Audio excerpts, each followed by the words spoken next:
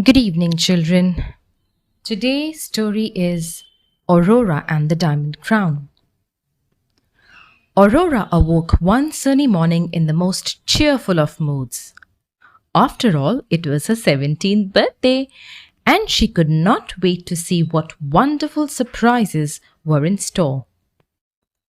Luckily, she did not have to wait too long. As soon as she was dressed, her mother, the queen, came in. Aurora noticed her mother was wearing a crown Aurora had never seen before. Gleaming at its center was a large, pink, heart-shaped diamond trimmed all around with tiny, sparkling diamonds. "Mother!" she cried. "What a beautiful crown! Is it new?" "Actually," replied the queen, "it's quite old, and it's the reason that I've come to you so early on this very special day." With that, the queen took Aurora by the hand and led her through the castle to a great portrait hall. It was filled with stately paintings, each of a lovely young princess, wearing a crown just like the queen was wearing. "Why, mother!" exclaimed Aurora, pointing to the nearest portrait. "Is that you?" "Indeed it is," replied the queen.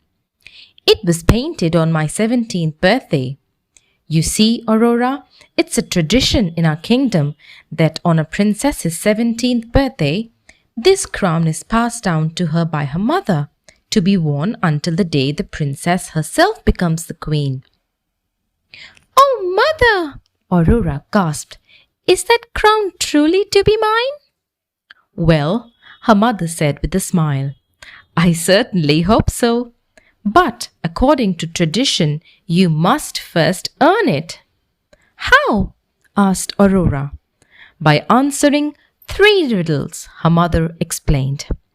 Just then, the 3 fairies, Flora, Fauna, and Merryweather, flew in. "Happy birthday, princess," said Merryweather. "We are here to give you your clues." Then the queen kissed Aurora. "Think hard, my dear, and good luck." With a wave of their magic wands, the fairies made themselves bigger and transported themselves and Aurora out onto the castle grounds. Then Flora stepped up and recited the first riddle. "To the eyes it's a treat, to the nose a delight, but beware, to the hand it can be quite a fright. Though few think to taste it, its sweetness still shows. To this first riddle, the answer's a—" said Aurora when Flora was done. "Oh, I know," said Merryweather. "Of course you know," scolded Fauna. "It's Aurora who has to guess."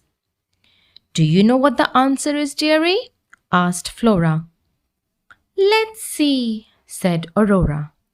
"To the eye it's a treat, so it's pretty. To the nose a delight, so it smells good. To the hand quite a fright, so it must hurt like a thorn on a rose. That's it, isn't it?" And she hurried off to the rose garden, where she picked the biggest, most fragrant rose she could find. "Very good," exclaimed Fauna. "And now for the second one. Some plant it, some steal it, some blow it away. Some do it several times in a day. Some who are shy might blush getting this on their hand or their cheeks.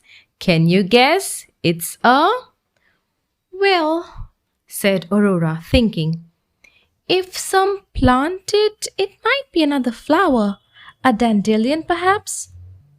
You can blow them away too.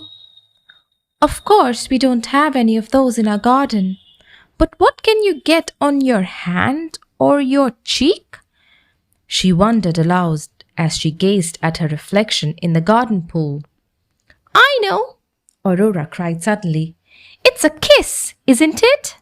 And, as if to prove it, she planted a kiss on each of the fairies, causing them to blush. Honestly, said Flora, you're figuring out the answers more quickly than any princess yet.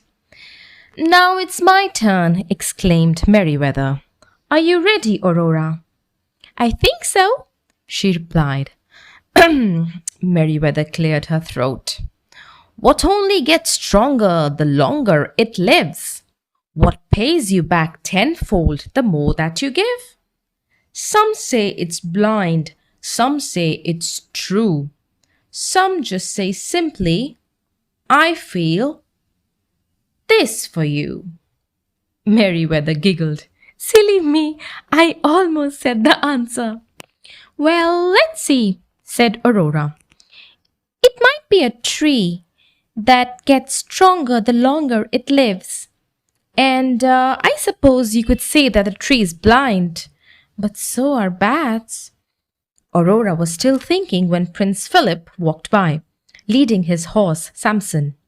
Happy birthday, my love, he called with a big smile. And instantly Aurora knew what the answer to the riddle was. Happily, Aurora hurried back to the castle and to her mother's room. I've solved the riddles, she announced. She took the pink rose from her hair and handed it to her mother. Very good, declared the queen. And the answer to the third riddle? That's when the fairies brought in Prince Philip. It's love, said Aurora. Of course. No sooner had Aurora said the word that the queen took the crown from her head and proudly placed it on Aurora's. And then, some say, the heart-shaped diamond shone even brighter than before.